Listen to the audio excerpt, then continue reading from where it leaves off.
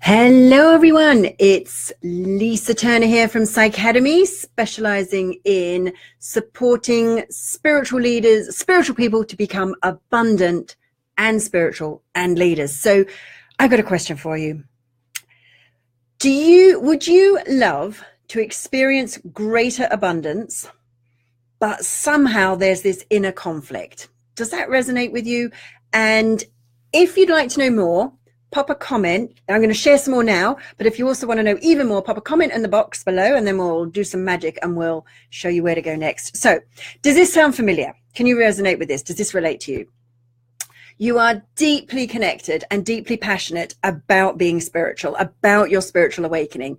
You want to work for the highest good of all. You want to help people. You want to serve people to a higher and higher level, but you also need to make money. You want to experience the abundance of the universe. Like, you need to make money to live, and you want to experience the abundance of the universe, right? And does this sometimes feel like the two are totally incompatible? It's like, I need to make money, but I need to serve. And somehow we get taught or told that we can't do both. So for many, this is programming, and they have this kind of inner conflict that actually repels the very good that the universe is trying to send them right now. It's like this thing gets in the way. And do you know what it is? Well, I've had a few thoughts. So for some of us, it's guilt. For some of you, it's just guilt. What you might experience is your desire to help others and serves means you stop serving yourself. Somehow, for the highest good of all has become translated into the highest good of everyone else, but not me. I'll just eat dirt and live in the gutter so that I can still help people, because that's the best way. I shouldn't have anything for me. Yeah. Does this resonate with you? Does this, like, have you heard something like this? I'm going to share with you. I think probably that I'm going to share with you something I say to people who tell me you should do it for free, why we get told we should do stuff for free, and where, like, some of the root causes of where this, like the root cause of the two places this belief kind of comes from. So, and maybe I'd love to hear this. So let's start with this. Have you been guilted or shamed into doing stuff for free? You're trying to set up your spiritual business, run your coaching practice, and then someone comes up and says, not for personal gain, spiritual services should be free. So then you start to try and offer it for free or really, really low. And then you start to find you haven't got enough money to feed yourself or pay your bills or pay your team. So then you start to charge, and then other people come up and say, you shouldn't charge for spiritual services. They should be free. So here's the first thing, and this is something you can do and I strongly suggest you model this. So the first thing I do when somebody does this is, and I've got some really fancy, clever spiritual release, an emotional release, spiritual technology that releases me from the guilt. And this is the learning I got when I was releasing my guilt, right? So this is what I own now. I don't argue with them. I just say, that's a great idea. I'd love to be able to do that. Can you tell me, if I did everything for free, like, in order for me to keep the doors open for my business, it costs us about £5,000 a month. And that is like that, not a word of a lie. If you want to, we can show you a spreadsheet if you want. I'm not going to, out of respect to my team, but because their paychecks is on that list, right? But it's about 5,000. Depends on what's going on. Sometimes it's a little bit more. Sometimes it's a little bit less, right? Roughly about 5,000 a month, just to keep the doors open, right? And that's just to keep the doors open. That's zero profit. Just to break even, we need to spend, it costs us £5,000 a month just to keep the doors open. So I say, great idea, offering it for free. Hadn't thought of that. Tell me, I'm really curious, what's the business model for how do I keep the doors open? How do I keep paying my team? How do I pay for the web hosting, keep the membership site open, pay for my computer and the computer repairs, because computers go wrong, right? And how do I do all that and still not charge? Like, what's the business model? And I always say, and if you tell me, like, just do it by donation, that's really not a business model.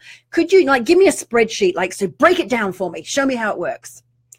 And I also say this, because this is the absolute truth. Whenever I've said that to someone, they have not replied, or they've come back with donation. Yeah, just ask for donations. That's not really a business model. That's living on what we call hopium, And people get addicted to hopium. I hope someone donates enough to pay for the web hosting this month. And oh, they didn't. Damn, the site's down. Boom, you're not serving anyone. Yeah. Donna says, I'd like to be able to get a taxi for free. Yeah. Yeah. Oh, Donna, you've said it. Doing card readings for free is draining. I'm going to share. Remind me at the end. I'll share why that is. Okay. So, and here's the thing, not one single person who's come to me with, it should be free, how dare you charge, has ever come back to me with a proper business model of like, okay, this is what you need to do. You need to set up your business like this. You can keep the doors open. You can keep the membership site. Here's how you raise the funds. No one has ever done that. And so what I do is I say that to people. I say, you know, every time I've asked this, most people, like no one has ever replied with a business model that's anything other than do it for donations. So my guess is there just isn't a business model. Right? There just isn't one that works that way. So, but you know, if you can, you could technically, I suppose, you could set it up as a charity. But guess what? If it's a charity, you have to spend a whole ton of money and time and effort getting donations from somebody, right? So still not a business model. Okay. So if you think it should be free, come to me. If you can give me a business model that convinces me it's possible to offer it for free, that's not donations or set it up as a charity, you know what? I'll consider it. I will absolutely consider it. Okay. So that's the first thing I say. And that just puts it straight back to them. It's like, you know what? It's a great idea. I'd love to do it. Show me how. You show me how, because I tried to figure it out and I haven't yet. Like maybe I'm dumb. I don't know. I got a PhD in aeroacoustics and mathematics, but I cannot figure out the maths of how to get magic £5,000 into the business bank. Right. So now let's look at where I think this idea came from. So the first simple one is, and this one is like this. So I looked into like, why do spiritual people have all these hang-ups about money? Okay. And so the first one is this idea of not for personal gain. Well, the simple thing, the way I think about this is I just think that means I don't do it just for personal gain. Like offer your services. It should be for the highest good of all, right? And I think if you're doing it for personal gain, there's a big difference between profit and profiteering. So profiteering, and that's where the gurus say, you need to give me all of your money because you need to be poor so that you can be spiritually enlightened, right? So the way I'm going to help you out to be spiritually enlightened is I want you to give me, or the foundation, or whatever they call it, all right, the organization, all of your money, so then we'll release you from the burden of your worldly bonds, right? That's profiteering. That's not profit, that's profiteering. So I think, so let's think about this. Why would a guru say that? Because they really have your highest good, or because they just want your money? I am a little bit of a skeptical bugger, and I reckon it's because they just want your money. That's where the energy of that is coming from. So listen to the person, like where that's come from. Now, so what's happened is, you know, there's a lot of gurus have been out there saying, give me all your money, I'll release you from your worldly bonds and your worldly burdens of money, give it all to me, and then you'll get into heaven. And then this has kind of got perpetuated around. And I think it's like, so even poor people have already not got any money. I've been telling other poor people not to have any money because then they won't go to heaven, or, you know, become enlightened or whatever. And this is like this massive, like I'm not big on conspiracies, but I definitely think there's something going on here that keeps, so because one of two things happens. Either you get people who are really spiritually awakened and then they end up being broke and not even able to feed themselves, let alone their family, or make any real change in the world. Or the other thing you have is people say, well, if being spiritual means I've got to be broke, that's too high a price for me. So I'm going to stick with the material, thanks. So you end up with this seesaw. I'm spiritual and broke, or I'm material in the material world, but not spiritual, and I have money. And I think there's a balance. I think you can have both. Woo, way up here, spiritual and rich. Whoa, stay tuned. I'll show you how we can do that. Post, and we'll send you, I'm going to share with you some secret magic later on. Okay, so let's look at the other reason that this kind of perpetuated this other idea. So one of the things when I ask people, yeah, I like the likes, do the liking thing. If you're liking what I'm saying, then yeah, hit the like button. So I think there's this Bible quote that often gets posted, and it's comes from, I'm finding it, I'm looking at it over here. So it comes from, Timothy chapter 6, verse 10. Now, this is translated from the Aramaic into English. Now, I am not a linguist, but I did take Biblical Hebrew and Aramaic because I wanted to get enough of an understanding of the language. And I sat down with my Aramaic teacher and we retranslated this. So Timothy chapter 6, verse 10. Everyone know what that is? Know what I'm talking about? I'm talking about this. Money is the root of all evil. Now, sometimes that's the really truncated quote. And people go, no, you need the extra bit. It's the love of money is the root of all evil. So you just mustn't love money. You must hate money because loving money or even liking it or even wanting it, that's the root of all evil. Well, so let's look at the translation. So the first thing you need to do is you need to look at it in context, right? When you take any quote from the Bible out of context or any quote from anywhere, any phrase from anywhere out of context, you lose vast chunks of meaning. So the first thing, let's look at the context. What was old Timbo talking about there? What Timbo was talking about was how to treat your slaves, right? So that if you're working from that quote, you're presupposing slavery is good, right? Yeah, you're into Timbo, chapter 6. So you've got, how many slaves have you got then, right?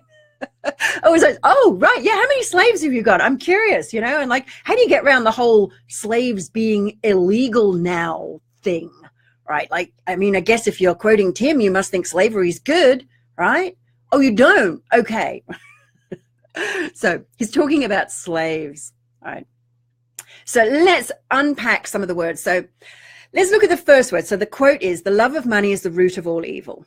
So let's look at that word love. Now, in the Aramaic, there are several, Aramaic then translated into Greek, and in the Greek, there are several words for love, and the closest word to this, which I'm not even going to try and read the Aramaic for you because I'll pronounce it hideously and somebody will say that's not how you say it. Anyway, it's something like sagul. I don't know. I'm not even going to try. Anyway, so the word is more closely aligned with the word worship. Now, if I say, oh, I worship that versus, oh, I love that, there's a difference, right? So worship, and it's the word worship as in the adoration above all other things. So Timbo's talking about slaves, and what he's saying is, don't put money above the well-being of your slaves. So even in that, what he's saying is, like, you want to be nice to your slaves because otherwise they either won't work for you or they'll just die, and that's just a waste of money, right? So don't put the love of money, the worship of money above the well-being of your slaves. I can't believe we're talking about slavery, right? So it's the worship of money. Now then let's look at this word, is the root of all evil. Now there's actually, again, like the way that that's been translated is slightly different to the correct, or probably what is closer to the correct meaning of that word root. And it's more like cause of or leads to. So rather than the love of money or the worship of money is the root of all evil, it's the cause or leads to. Now, there's a big difference between the root of and leads to. Now then, and I think this is probably the key mistranslation. There's actually a little tiny joining word that's been missed out and just neglected. And again, I'm not even going to try and say it, but it means, so the translation as we get it is the root of all. And actually within that, there's, instead of all evil, there's a little word in between, and the word is best translated into these kinds of. Okay, so there's a big difference between root of all to leads to all kinds of. Like, you can get the sense, like that's the difference to me saying that is the cause of every single problem in the universe, to, oh, that leads to all kinds of trouble. That'll give you all kinds of problems. Yeah. Okay. Then there's the final piece, which is the word misery. And the word evil, which is actually a closer translation, is the word misery. So there's a big difference between evil, which presupposes a bad thing coming to you, versus that's just going to lead you to misery. That's going to cause you problems. So a better translation are misery, distress, injury. So let's take this. So do you get the difference between the love of money is the root of all evil versus a much closer translation, which a truer meaning, I'm not going to say it's the truth, I'm just saying it's a truer meaning, but there's definitely a difference in the energy, which is the worship of money is the cause of all kinds of problems or the cause of all kinds of distress. And what it's really saying is, like, look after your slaves, or they might rebel, or they might die, or they might leave you. And so just, you know, look after them. And maybe like let's take a kind of more modern view, maybe just like not have slaves and pay people what they're worth. Boom. That'd be fun, wouldn't it? Now let's go back to another quote. We're still in Timbo, but we're actually in the book before. So Timothy 1, chapter 5, verse 18. The worker is worthy of his wages. This means you are worthy of your wages. That's nice, isn't it? Then let's look at another one. Verse before. Timothy 1, book 1, chapter 5, verses 17. Now, this is the one I really love. Now, I'm going to give you the modern translation, and then I'll give you the more precise one, because I want you to understand it in the context. So, I'll give you the sort of the more original one. So, what the original translation, like where you'll read it in many books, is priests are worthy of ample stipend. Now, so that's a typical way that's translated. Now, the way I phrase this in bringing it into modern parlance is spiritual teachers, and also there's a thing that says priests who are good leaders. So spiritual teachers who are good leaders should be considered worthy of ample payment. So you, as a spiritual teacher, if you are doing readings, you're a spiritual teacher, you're a spiritual leader, you're a priest, God damn it. Maybe not ordained by, but you are a priest or a priestess, and you probably use that term. So as a priestess, as a goddess, as a god or goddess, a priest, priestess, you are worthy of ample payment. And there is even one where he says, pay your priests double. Double what isn't, but double.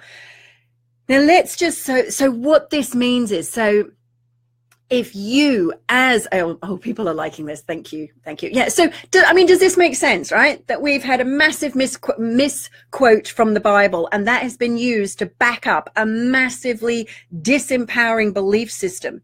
Because here's the thing, now, like it or not, and a lot of people some people may disagree with me when I say this, but let's just look at it. Who has the most power in the world, right? Is it the rich people who own all the financial institutions, or is it the person who's on benefits, who is homeless? Who has the most influence over the politicians, over the world right now? Who's able to make, and I'm not saying who wants to make the bigger impact, who is able to make a bigger impact, who's able to change a law like that, metaphorically like that, who's able to change the experience of their workers like that?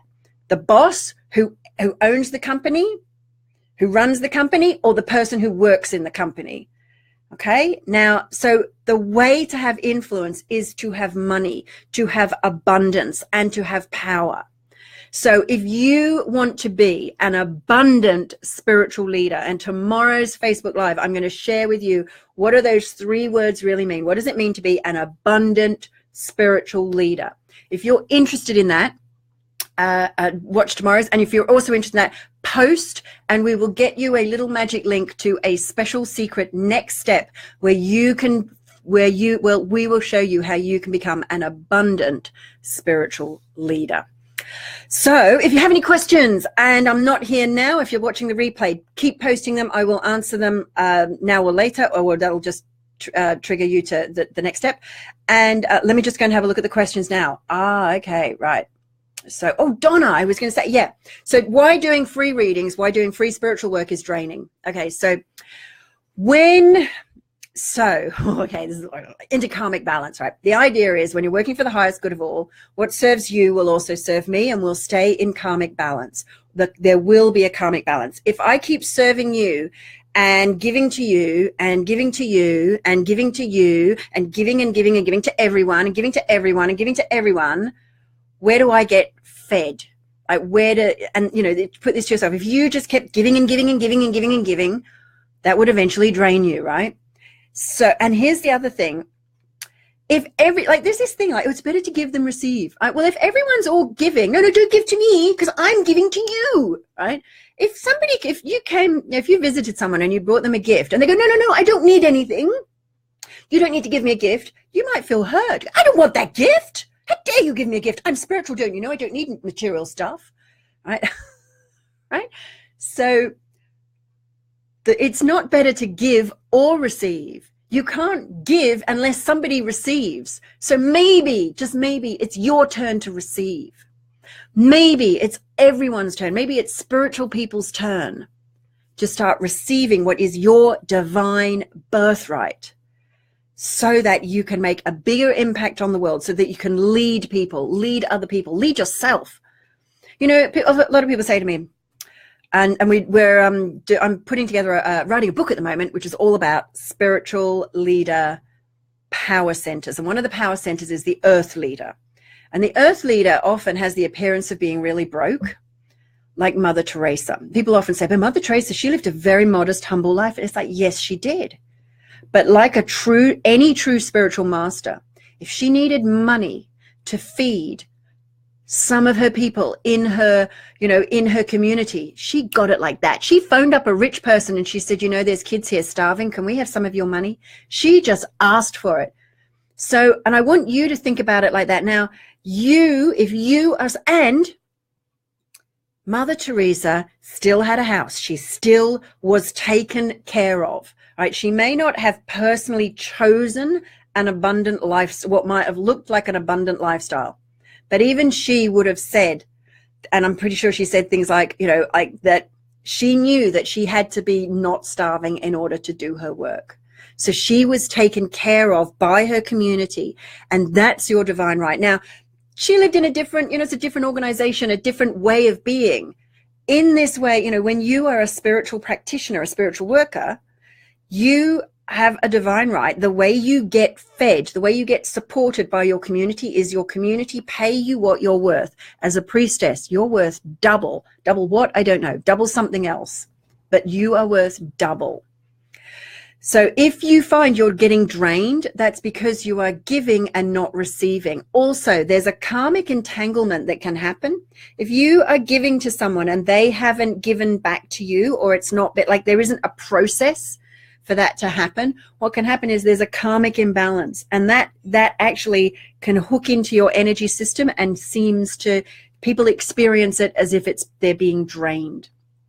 So, okay. Would you be able to get a taxi for free, Donna? Yeah, no, yeah. Taxis should be free. Like, here's the thing. Like, this is a great point, Donna. It's like, why should spiritual stuff be free, but everything else you have to pay for? It's like, that doesn't make any sense. It's like, is spiritual stuff not as valuable? I guess it's not if it's free.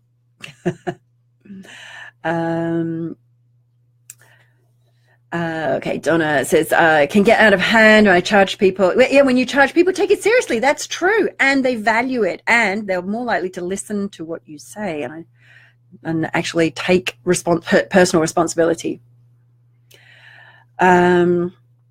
So Teresa said, I don't think I'm even good enough. Then, so there's two things you can do if you don't think you're good enough. One is you can release that as a limiting belief, and I'll share that in another Facebook Live.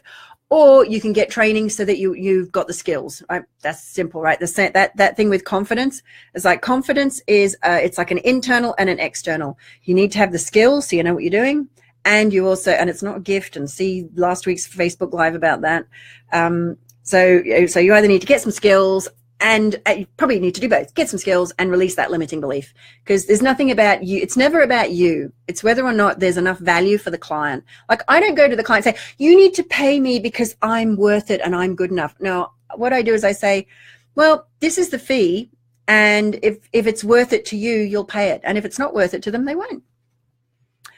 So Gracie says she likes worship of money leads to all kinds of problems or distress. There's a better translation. Thank you. Thank you. So if you want to know more, do you want to know more how you can release that conflict between spirituality and abundance, how you can get that in alignment so you can be both abundant and spiritual? Do you want to learn how to do that? Pop a little comment in, say, yes, I'm interested, and we will get you some more information about that. It's a little bit of a secret. I'm going to be revealing the whole secret tomorrow. But until then, only those who have posted and said something or yes, they're interested, will get that next step. So if you liked this, click the likey button. If you loved it, click the lovey button. If you think other people would benefit, click the sharey button. And if you want to know more, type yes, I want to know more, or just say hi. Till tomorrow. Oh, I'm liking the lovey. Oh, I got flowers. I didn't even know I did flowers. Awesome. I love that. Thank you so much. From my heart to yours. Bless you. Be abundant. Step into your power. Now is the time for you to do what you're born to do, for us, for spiritual people to step into their power to change the planet. Just that. One person at a time, one step at a time. Lots and lots of love to you. Speak to you tomorrow. Bye for now.